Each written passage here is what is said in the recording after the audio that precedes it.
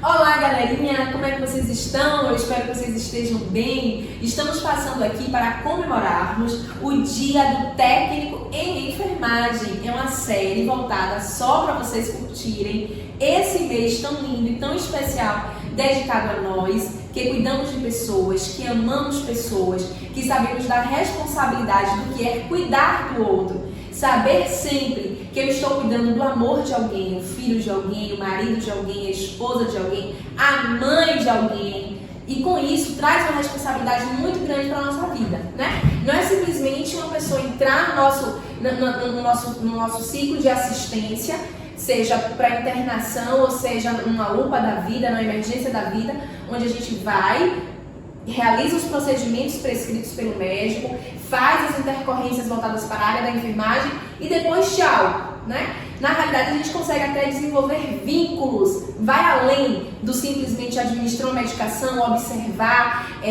auxiliar no banho e etc. Né? A enfermagem está muito superior a isso, muito além disso. E no decorrer desses anos todos, da época de Florence para cá, graças a Deus a enfermagem avançou. A enfermagem mudou e com ela trouxe alguns avanços como a tecnologia. O vídeo de hoje tem como tema o avanço da enfermagem usando a tecnologia, usando a era digital. E para esse papo muito gostoso, eu tô com uma enfermeira, Isabela Santos. Oi, Bela! Uma pessoa maravilhosa que está na assistência e que também faz parte do nosso grupo de docentes, com muito orgulho. Eu tive o prazer de trazer a Isabela para trabalhar conosco. E Isabela vai contar um pouquinho do seu dia a dia na assistência e como essa tecnologia trouxe um avanço, trouxe uma melhoria para a assistência de enfermagem. Lembra, gente, que um dos cuidados da enfermagem para a prevenção de LPP, o que é LPP? Você que é meu aluno sabe. Lesão por pressão. Lembra que a gente ficava fazendo a mudança do paciente a cada 2 horas? E chegou um momento que eles começaram a fazer um colchão que a gente chamava há muitos anos atrás, na época em que eu fiz o técnico de enfermagem, de casca de ovo. Porque era aquele colchão todo furadinho, onde ajudava o paciente a... de uma certa forma, né, voltar ao ciclo de oxigenação dos tecidos com a ajuda da mudança do decúbito. Quem que faz a mudança do decúbito? Do lado direito para o lado esquerdo, do esquerdo para o direito, somos nós. E aí entrou algo bem legal, que foi a cama com controle. Então, aquele peso que a gente, enfermeiro, que vocês técnicos de enfermagem faziam para mudar um paciente de posição, essa cama auxiliou bastante, porque simplesmente com o controle a gente conseguia colocar o paciente em posição de Foley, em posição de semi-Foley, lateralizado para a direita, lateralizado para a esquerda. Imagine quantos técnicos de enfermagem não desenvolveram antes problemas de coluna pelo excesso de peso que carregava durante todos os anos de trabalho, simplesmente para que fizesse essa mudança de decúbito. Então foi algo que veio, que inovou.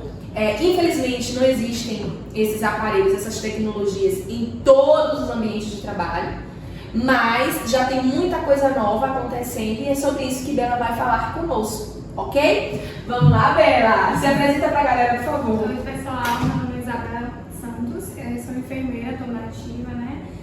Sou especialista em urgência e emergência e em obstetrícia. O que a tecnologia trouxe, né, de inovador para a gente no dia a dia do trabalho? A gente pode ver com a questão do sistema, né? Que antigamente a gente tinha aquele prontuário manual e às vezes na correria ou dependendo da dinâmica do plantão, nem todos os profissionais conseguiam visualizar de forma total, detalhada a vida do paciente. E hoje, com o sistema com o computador, todos os profissionais sentam e conseguem ter essa visão do que o paciente tem, do que está sendo feito na vida do paciente, né? Isso é muito importante, diariamente, de horário em horário, vendo se tudo que a gente implementou, né, de assistência está sendo realizado. Então, isso ajudou muito nessa trajetória de visualização mesmo de prontuário do paciente. Em relação também, que eu gosto muito, é a questão da cirurgia robótica, né? Que massa! Eu adoro isso, porque durante as incisões, né, eram extensas e o risco de infecção, né? O trato com o local, com a incisão, o curativo, tudo, né? Diminuiu. Então, e para o paciente a resposta para ir para casa, a resposta de memória é muito maior. Né? A gente vê isso no dia a dia. Até o pós-operatório dele é menos dolorido, ele tem menos queixa, as intercorrências também, gente. O que é que a Isabela está falando? Isabela está falando agora o segundo tópico, né?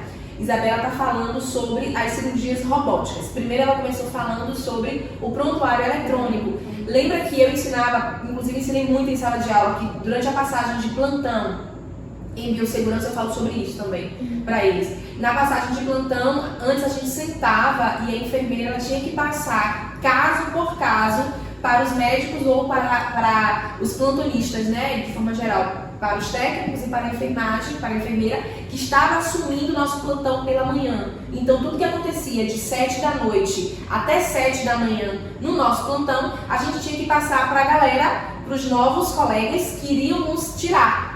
E isso demorava tempo. Ao invés de a gente sair de lá com 12 horas cravado, a gente saía de lá 9h30, 9h40, porque demandava, fora quando não ocorria intercorrências, que a gente tinha que largar tudo, deixava a bolsa e saia correndo para voltar para ressuscitar o paciente, né? Ainda tinha ainda tem na realidade essas intercorrências. Com o prontuário eletrônico, inclusive, gente, isso faz parte da SAI, do sistema a sistematização da assistência de enfermagem. Tudo que for de registro de enfermagem, de registro médico, de evoluções, que quem faz a evolução é o enfermeiro, mas quem faz as anotações. Qual é a diferença de evolução para anotação?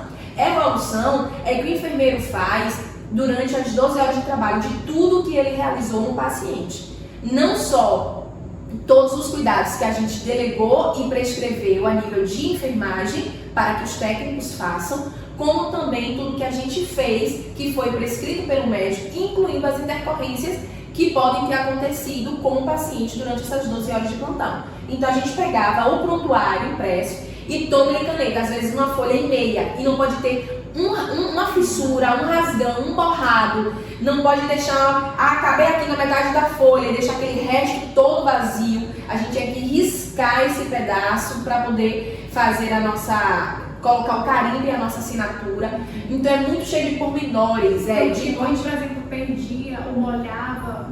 E quando os prontuários sumiam, quando era o paciente.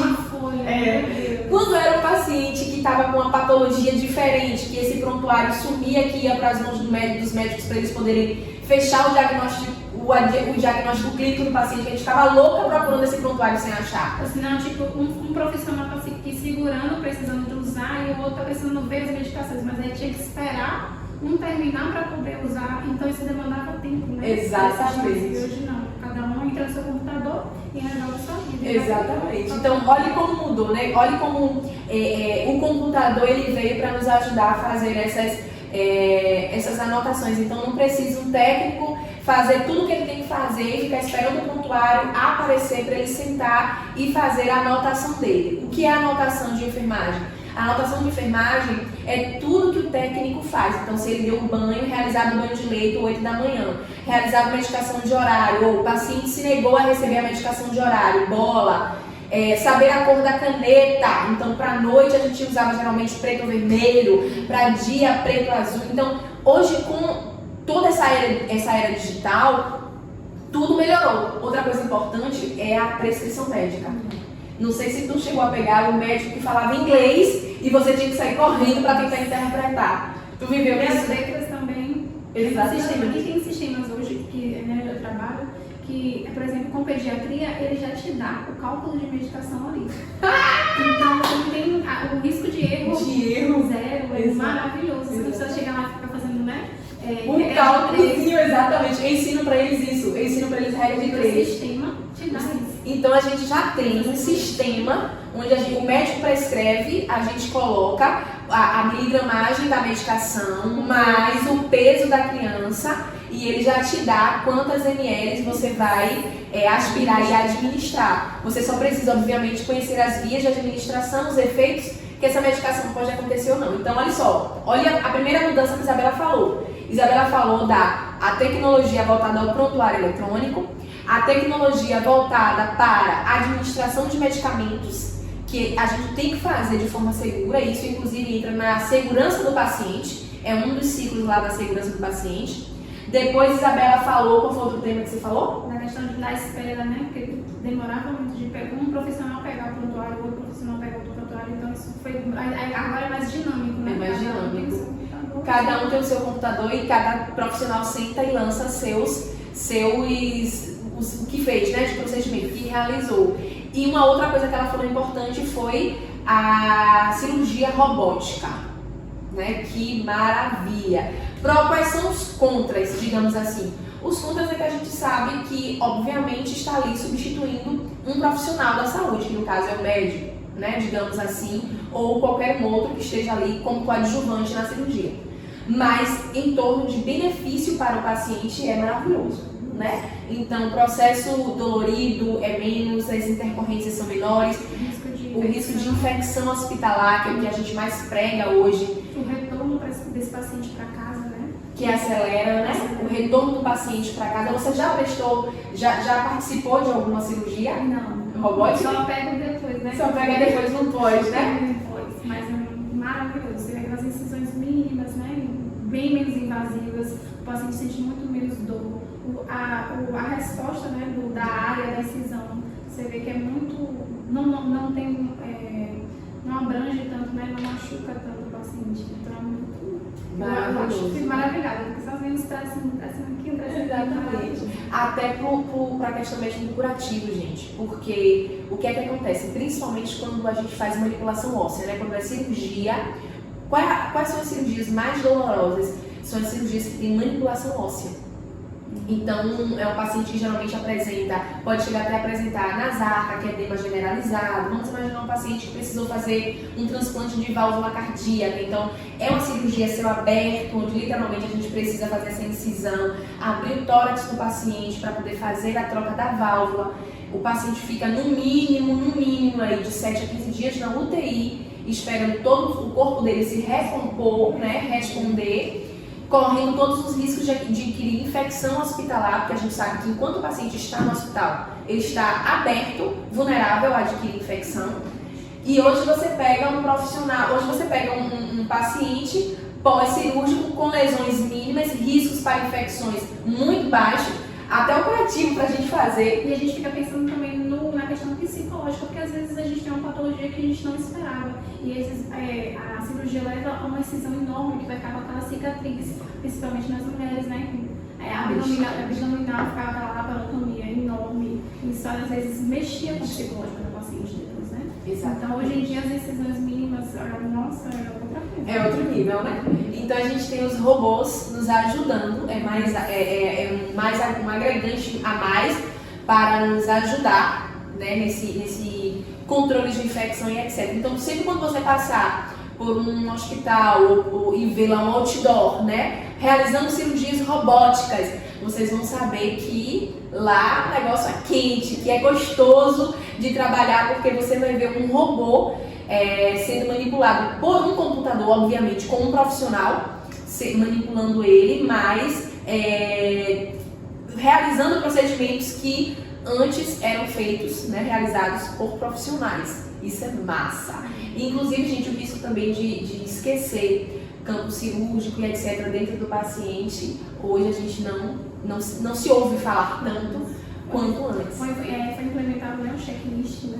O checklist, eu falei isso no outro vídeo, que eu falei em biossegurança. Porque a gente tem aquela contagem, né, de todas as compressas, os a materiais. gente tem a certeza que a paciente está indo segura, né? Quem assistiu meu vídeo, o primeiro vídeo que a gente gravou falando sobre segurança do paciente, tem um dos itens que eu falo sobre cirurgia segura no local seguro, né, no local correto.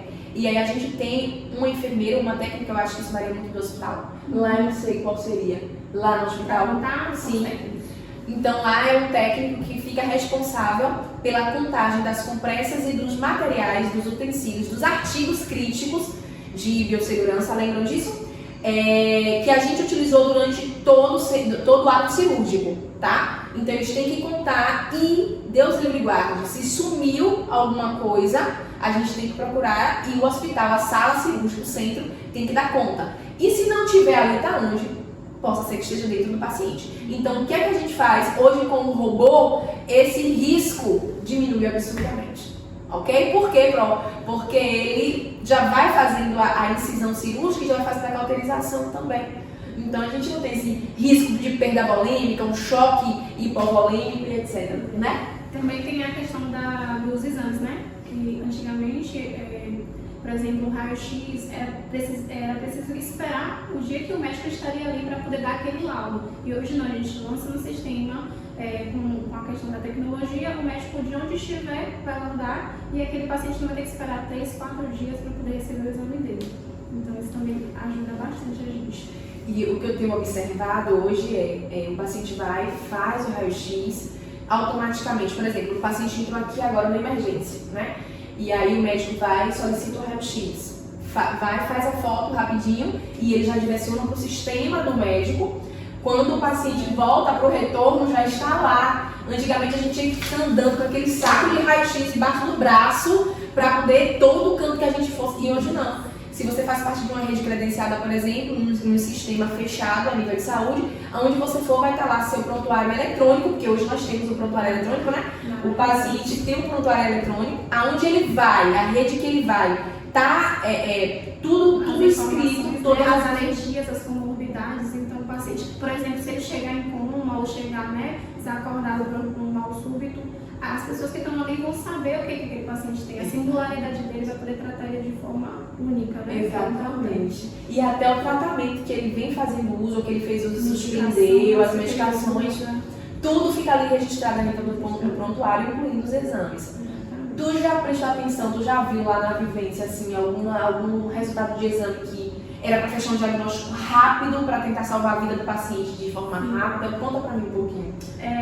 Em questão de ressonância, né, que a gente conseguiu fazer isso com o paciente, para poder, ela colocava para fazer cirurgia rápida. Então, a gente conseguia, telefone e o médico que está lá do outro lado, né, foi muito ágil, e a gente conseguiu descer a paciente, toda essa comunicação, sem precisar ter que sair correndo, né, procurar uma pessoa, levar para o prontuário. Não, eu ligo para ele olha no sistema dele, a paciente desce, né, com a gente, faz o exame, já retorna, já direto para o setor, se ela precisar ir para o centro cirúrgico no caso.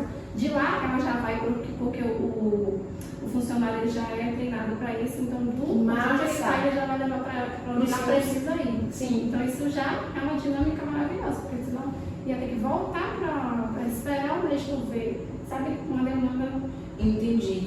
Então, quando tem a viabiliza, salva a vida. E existem patologias é doença, tá? Existem patologias que a gente precisa fechar o diagnóstico do paciente em minutos e já tem uma conduta em minutos para tentar salvar ou até resgatar a vida dele. Porque, gente, uma coisa é o paciente passar 2, 3 minutos em um quadro de apneia, em um quadro de PCR. Outra coisa é o paciente passar 5, 7 minutos em um quadro, né, mais grave, a gente tentando reanimar e esperando o resultado de exame para saber qual é a conduta, se sobe para o centro cirúrgico, se vai para a UTI, enquanto esse paciente está na sala vermelha e vai engarrafando, porque a gente sabe que hoje, infelizmente, a gente ainda vive um momento de caos na saúde pública. E enquanto isso está engarrafando, aí a SAMU demora 1000 anos para conseguir uma regulação, e a gente fica naquela agonia para tentar o paciente conseguir uma assistência. Você falou disso, eu lembrei também do DEA.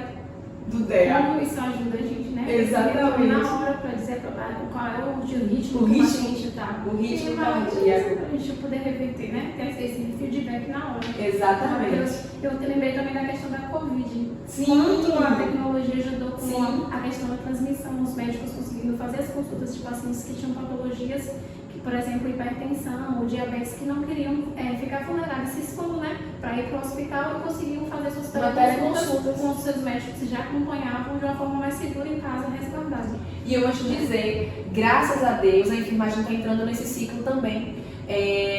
Hoje a gente tem teleconsulta a nível de médico, né, a nível de profissional médico, e hoje a enfermagem também já está entrando na era da teleconsulta. Então, por exemplo, na minha igreja, a gente já está prestando esses cuidados, tanto para crianças como para mães recém-paridas, que está tendo algum tipo de desconforto, a criança está com uma febre ou alguma coisa do tipo, a gente faz as orientações para elas a nível de teleconsulta mesmo. e tem mães que só tem WhatsApp. Então a gente liga por videoconferência pelo WhatsApp, faz a orientação, deixa a mãe em caso de alerta, caso a paciente ou a criança, né, o recém-nascido, tem algum tipo de desconforto respiratório, tiragem de fúrcula, intercostal, para essa mãe já saber procurar um pronto atendimento em uma situação mais grave, ou até não deixar chegar e evoluir esse ponto. Então observe, gente, o quanto a tecnologia mudou. E o que eu estava falando antes também da questão da SAMU, que meio que engarrafa e a SAMU fica parada no meio do tempo esperando a regulação, às vezes é literalmente porque a sala vermelha está parada, esperando estabilizar um paciente, como ela falou.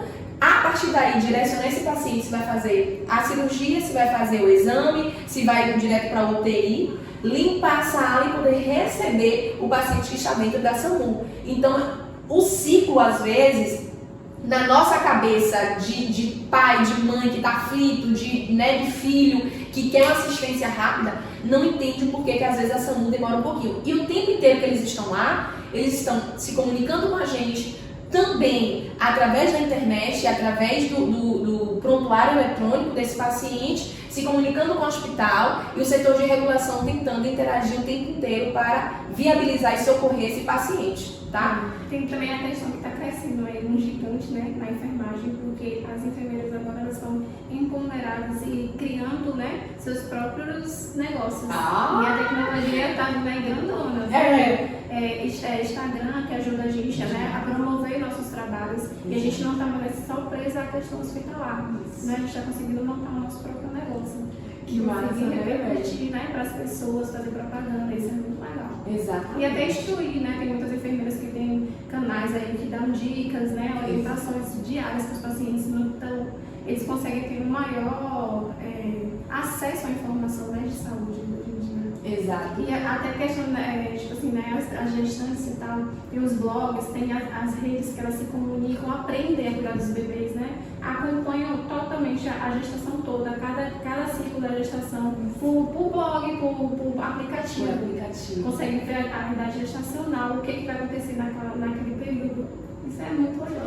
Eu tenho uma aluna que, inclusive, já está trabalhando com blogagem, não sei se a palavra seria essa, blogueirinha, digamos assim. Sim. Ela foi técnica de enfermagem aqui, depois ela fez um outro curso de doula e hoje ela presta assistência tanto a nível de videoconferência, de chamada, no próprio Instagram, ela abriu um Instagram e ela está fazendo as publis dela lá, divulgando, como também ela faz acompanhamento durante o parto dessas pacientes que procuram, porque tem gente que quer parir, mas quer parir da forma mais natural possível, então contratam a doula, né? Tem pessoas, inclusive é uma dica até para você, técnica em enfermagem, que precisa, que gosta dessa questão de publicidade, de blogueiragem, etc., que quer investir, é uma área boa. Por quê? Porque você já tem o seu diferencial, que é o seu porém como técnica.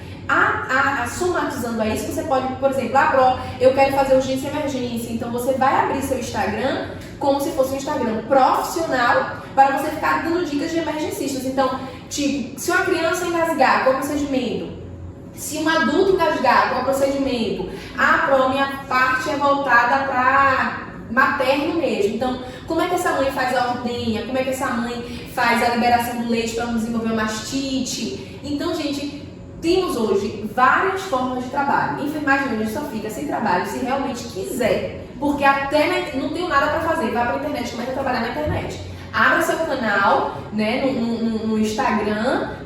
Com certeza todo mundo tem uma conta no Instagram e já começa a produzir conteúdo. Então vai estudando para você ter respaldo no que você vai gravar e falar. Suas informações têm que estar atualizadas segundo o nosso Corém Bahia. Por que segundo o nosso Corém Bahia? Porque existem procedimentos que os técnicos já são liberados para fazer em São Paulo, para fazer no Rio, que nós aqui ainda estamos passando por um processo de adaptação, de observação, de treinamento, né? Todo dia uma mudança. Todo dia uma doença nova, uma patologia nova, um exame novo que não existia, uma máquina que antes não existia, hoje está existindo por conta da era digital. E a gente tem que estar inserido nesse contexto de estudar para não ficar habitolado. Não ficar um técnico de 1000 anos atrás sem informações coerentes e atualizáveis para passar para o público. Então, se você vai trabalhar com blogueiragem, por exemplo, vai usar a era digital a seu favor, estuda, se respalda, depois tu vai e vende teu produto. E aí começa mesmo com 5, com 10, com 20 seguidores.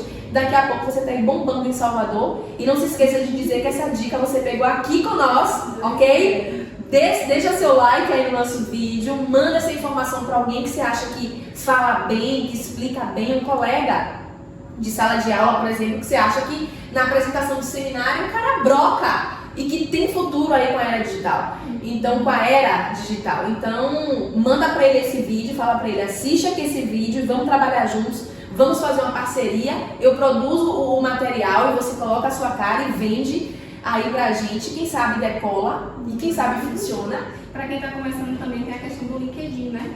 Não sei se você já ouviu falar, que é uma plataforma voltada para o profissional, que você pode estar ali fazendo contato com várias redes de hospitais, com vários hospitais diferentes, que você vai estar aberto a receber propostas de emprego, né? Isso é muito legal. Você chega lá, faz todo o seu cadastro e as empresas vão conseguir te ver.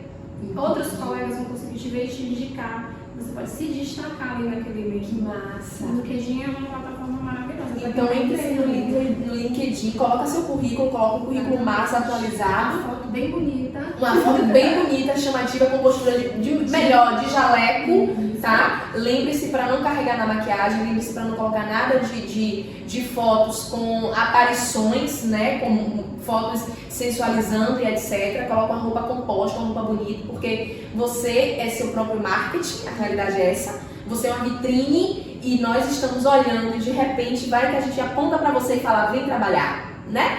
Então se apruma bonito, coloca o jaleco, faz uma foto massa e coloca aí no LinkedIn. Vai que alguém olha, vai que alguma empresa, algum hospital olha para você e fala assim, vem cá, vamos fazer um processo seletivo, ok? Tem mais alguma coisa para falar? Não, foi ótimo. Ah, obrigada, eu também gostei muito. Falo pra caramba, né?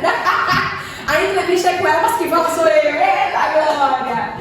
Meus amores, muito obrigada, Pro, muito obrigada. Obrigada também, pessoal. Um prazer estar aqui com você hoje, tá? Obrigada por ter aceitado o nosso convite, tá certo? Pra vocês, meus amores, um beijo grande, fiquem com Deus, curtam a nossa Semana da Enfermagem. Enfermagem é cuidar, enfermagem é salvar vidas. Beijo!